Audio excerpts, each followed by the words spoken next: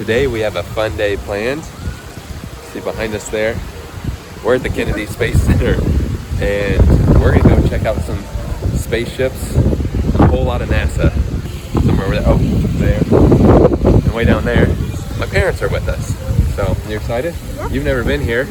I came when I was just a wee little lad, so it's all gonna be new for all of us. Let's go check it out.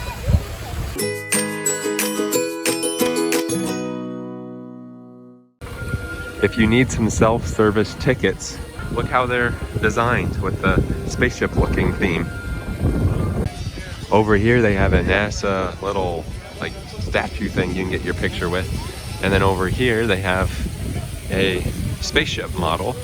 And then of course, President Kennedy right there on the wall. Here's a closer look of that Kennedy little waterfall fountain. As we get close to the gate, we have Explore, which is what we're going to be doing today. I'm not really sure what all we're going to do first, but we're just going to head to each little area and check everything out. We're going to head into this nature and technology and use the restroom, but I'm sure there's going to be some stuff in here to look at. So inside they have a lot of Florida, I don't know, artifacts and like nature things. This is their nature side of things. It's almost like a boardwalk showing Florida nature.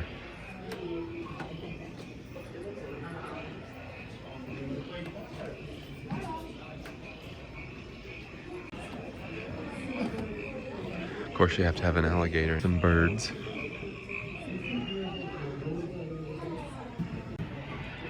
Then continuing around the boardwalk, we have kind of the beach creatures, the pine flatwoods, and then it takes us all the way back to the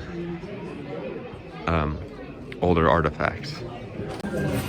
Now we're gonna head back outside, continue on exploring the area. All right, my mom's gonna hold the map for us and start pointing out everything. Go. Where are we at? We came through the entrance here. If you look really close, you can see us standing right there. Here's the rocket garden. We just went into nature and technology. I guess we're just gonna walk all the way around, huh? Bus tour. Yeah, we'll may do the bus tour today. There's a little line for you to go up inside the little capsule, get your picture taken. Heading this way, the Rocket Garden Cafe appears to be closed. They've got a Universe theater. Probably can watch some of their NASA shows on launching and different things like that. They've got this nice mural with a bunch of flags. And then they do have bus tours. It says it's limited capacity, so we may try getting on one of those today. And then also they have a Milky Way ice cream shop. The bus tours are included with your regular daily admission, but it's first come basis. So you can use this little QR scanner and try to reserve one. So we were trying to get the online reservations for the bus tour, but people were booking them very fast. So they were actually only available for this afternoon, which we're not going to be able to stay around that long. So we'll just have to do that next time. Next stop is the Mars Rover, which is right underneath this area. Mars Rover. That thing is huge. Height is 10 feet tall. Width is 13 feet wide. Length is 23 feet long.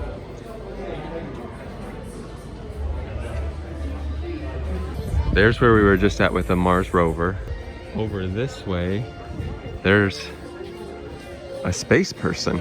Should have won yet. I should have worn my spaceship outfit. Let's get a closer look at that.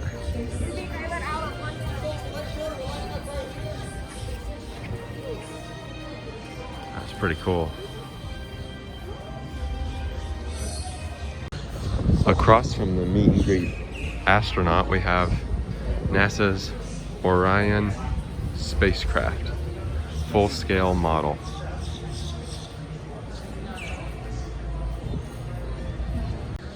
Over here is the NASA Space Shop, which is the world's largest. Now we're gonna head over to Journey of Mars, Explorers Wanted, which is just right across from that. The Mars mission team needs you. All right, well, I'm ready.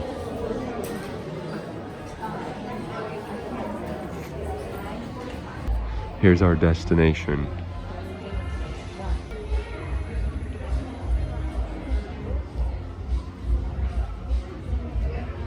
Here's a view of some simulators they have and some kind of little trivia game. We're gonna see if this is something other than just trivia.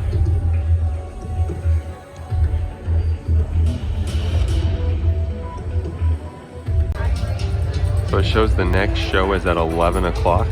So they do this trivia until the next show. So we're gonna wait and see what the show actually is. All right, here we go. Hey, are you guys gonna help with the countdown when we get to T-minus 10 seconds? 5, 4, 3, 2, 1.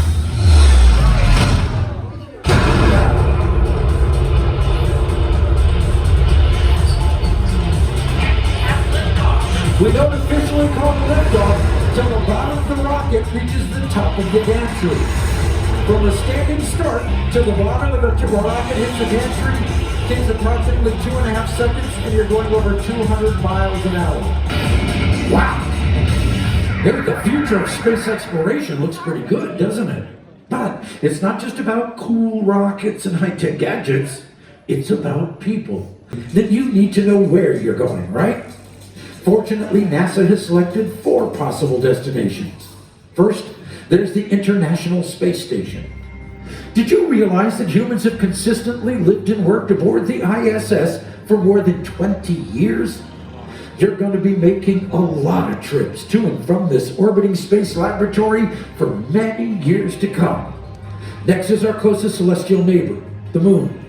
The last time we were there was 1972, and there's still so much left to explore.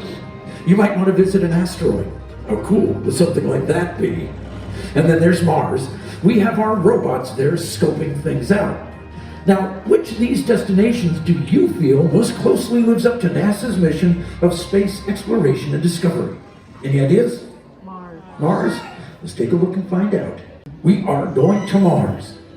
Now imagine standing on the red planet, millions and millions of miles away from the Earth, looking up into the sky to see a tiny blue speck where you were born. Before you can experience this moment, you'll have to answer 3 questions. Can you survive the long trip to Mars? How will you live on the surface of that planet? And can you return to Earth safely? Sounds pretty difficult, doesn't it? In fact, these are some of the most complex problems that humankind has ever had to tackle. Now from space, we get a much better idea of just how fragile and special our little planet really is. By exploring Mars, we might better understand our own home. Thank you for joining us. My name is Ken, and I hope you have a great day with us today at Space Center. Now that we've finished that show, here's the rest of this building. Space Exploration Vehicle. You can meet some of the original rovers. You can meet the newest rovers.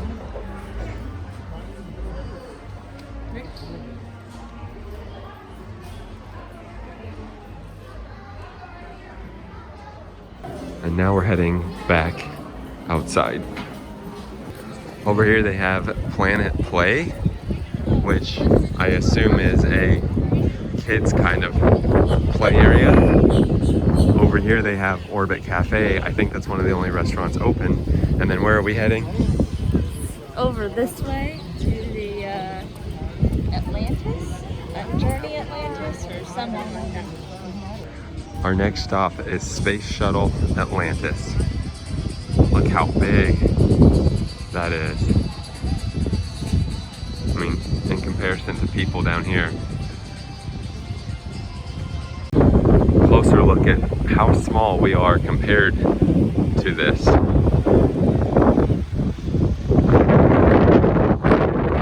Okay, heading in the Atlantis Building. The adventure has only begun. Heading up the ramp. I have no idea what this is going to be, but we will find out. There's a little bit of a line to get in, but we just came from underneath there. So there's a 12-minute pre-show before you can go in, so that's what the wait is. So we'll have to wait 12 more minutes before we can go on through. Or this one only says 8 minutes, so maybe it's not quite as long. Finally time to head in. There's a big, huge screen. Looks like we're gonna stand over here, watch the 8-minute show, and then get to head into the actual exhibit. Rocket. It's a shuttle.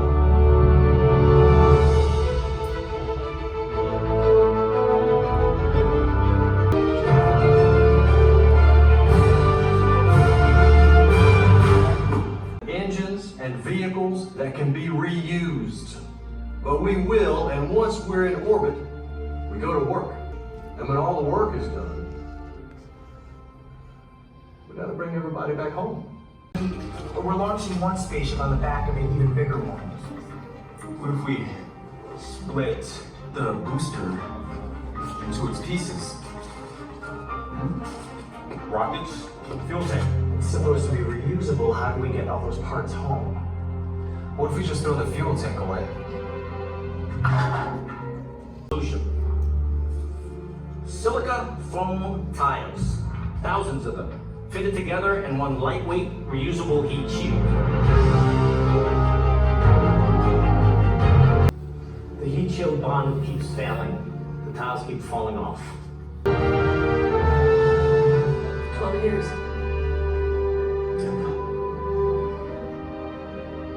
How do you feel? I'll let you know. The President's message said, "You go forward this morning on a daring enterprise, and you carry the hopes and prayers of all Americans with you." And astronaut John Young, the commander of the mission, replied, "That's a right fine speech. We sure appreciate it."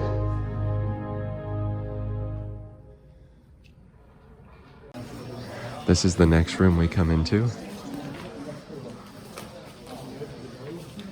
So it is 12 minutes. The first video is 8, and then this video is 5.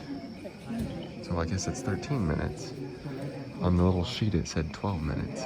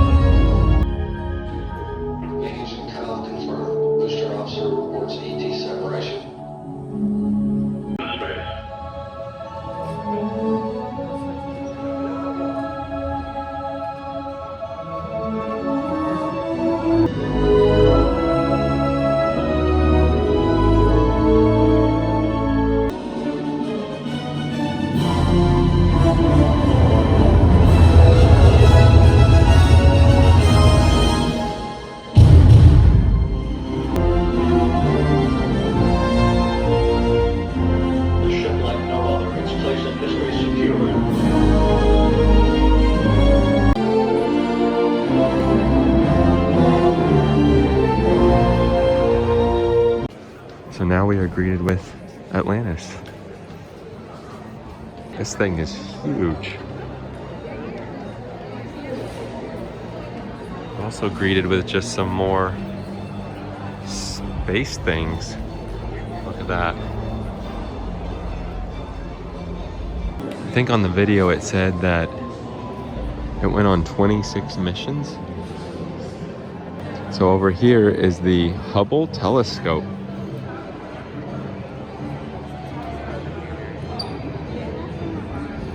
It's also very large. Yeah, the Hubble Space Telescope. It's orbited more than 300 miles above the Earth.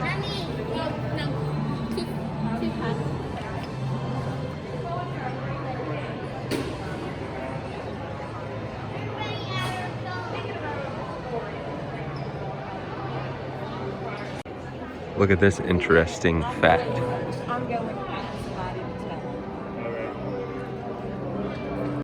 Another interesting fact. Behind the Hubble Telescope, they've got a video about it. If we look down, there's some more exhibits. There's 68 different exhibits, including the Atlantis. They have a few simulators.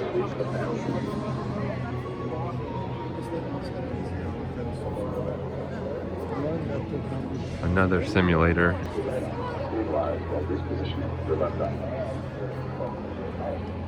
And another simulator. And then over here is the backside of the Atlantis.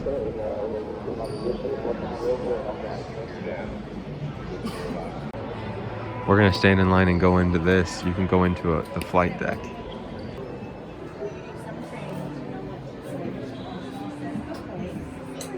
Look at all these controls.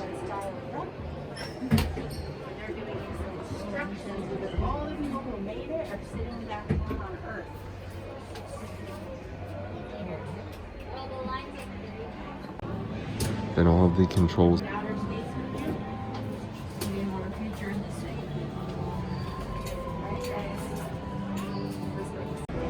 This is pretty interesting little exhibit.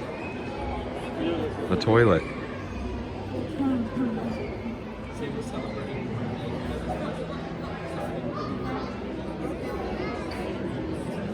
To be strapped in there. Now we're heading down a little further. Some of the engines.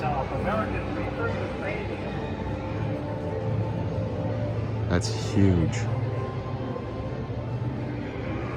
Here's how hot it got.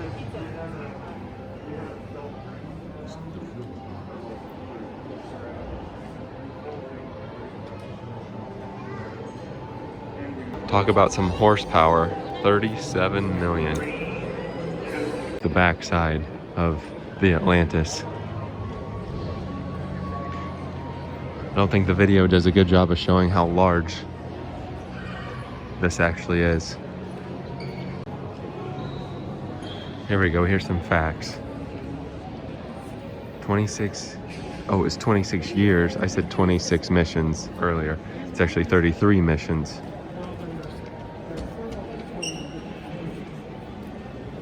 The Atlantis got some use. Look at all the war marks on this thing.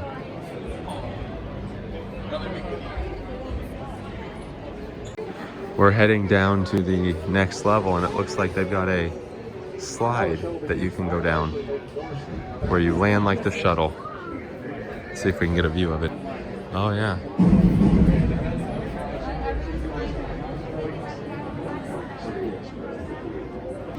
Let's see how fast it goes. Pretty fast. Here's all of the Atlantis missions.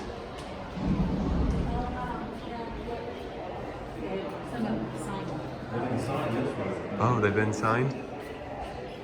Wow.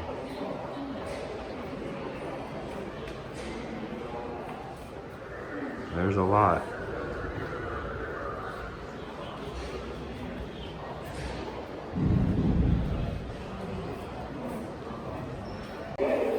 Got some crazy lighting down this hallway.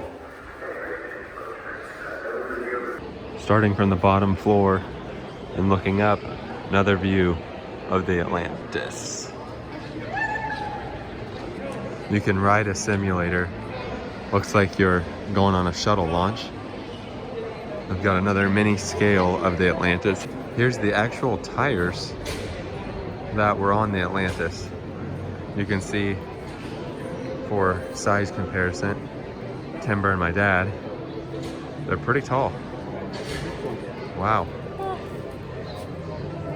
Michelin. Wow. I guess we're gonna try the shuttle launch experience. I don't know, I'm not sure what this is gonna be like, but we're gonna give it a try. Here they take your picture, and then somewhere up there is the ride. So there's a little bit of a wait. Shouldn't be too long though. Okay, we finally made it in. It explodes off of that pad. By the time you clear the tower, which is 2, 3, 4 seconds or so. I'm Charlie Bolden. I've flown the shuttle into space 4 times, twice as a commander. My colleagues have put together an interesting little experience for you today. You're about to go on a high-fidelity launch simulation, and I'm going to help you get through it. See, before any launch, all astronauts have spent thousands of hours being tested and trained in simulators, a lot like the one you're going to ride. You'll be riding on a special module that fits right into the payload bay. But before you go aboard, we better go over a few basics. I'll start your clock at, say, 4 hours before liftoff, when it's still dark out. Before you got suited up, the shuttle's external tank, or ET, was fueled up. The ET holds fuel for the shuttle's 3 main engines. Inside the ET, there are actually 2 separate tanks. One has liquid hydrogen at 423 degrees below zero, the other liquid oxygen at 298 degrees below zero. About 2 hours before you launch, you boarded the orbiter through what we call the flight room. As you climb through the hatch, that orbiter already seemed like it's a really breathing thing. Access arm and left. Everybody else is smart enough to get out of the area of fail. And you and your crewmates are strapped to the reason why. Within 400 feet of the pad, flames and heat from the engines will kill you. Within 800 feet, the sound will kill you. Within 4,000 feet, the snakes and alligators might kill you, because all that low-frequency vibration really stirs them up. And I'm getting ahead of myself. Let's back it up to T-minus 10 seconds. Those sparks are hydrogen pre-burners or sparkers. They help prevent a fire or explosion by burning off any excess fuel around your vehicle. At T-minus 6.6 seconds, the main engine will ignite. You'll hear a loud roar, and you'll feel a big rumble. After the main engines start, you'll feel the shuttle sway forward a little, but don't worry. It's engineered to come back to vertical before you go. That's what we call the twang. You're getting a lot of power from those main engines, but you're going to need even more to get to orbit. That's where the solid rocket boosters, or SRBs, come in. These guys were the most powerful solid fuel rocket engines ever flown. The SRBs ignite when the countdown gets to 0, and believe me, you'll know it. Once you fire up the SRBs, you can't turn them off, so you're going somewhere. You better just hope it's up. 6, 5, 3, 3, 2, 1, and liftoff. The tank. We call that ET step. The tank will break up in the atmosphere on the way back down. It's the only part of the shuttle system that wasn't designed for reuse. Congratulations, you made it into orbit. That's assuming, of course, there were no malfunctions along the way. Naturally, we have hundreds of contingency plans in case something does go wrong. Take a moment to memorize these now. Got it all? Good.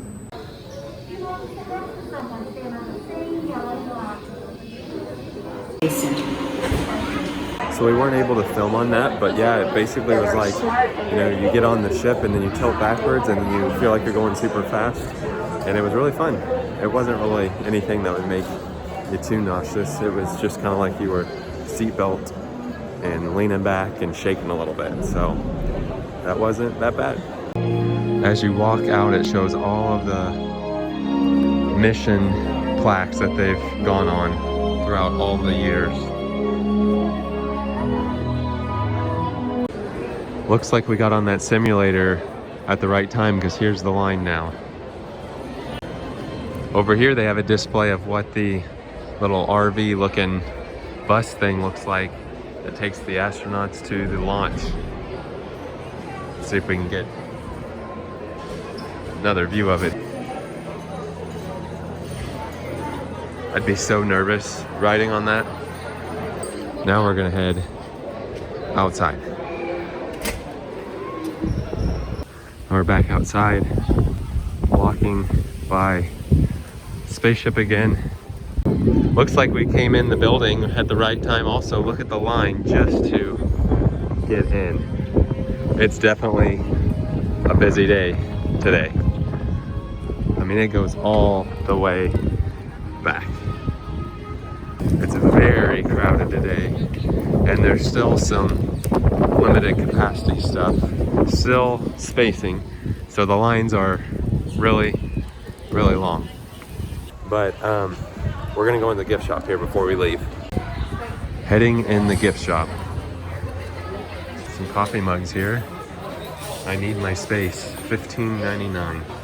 We've got really cool travel hydro flasks. $40. They are hydro flasks though. That's really nice. Just kind of going quick through the gift shop, but over here they have some postcards, some ornaments.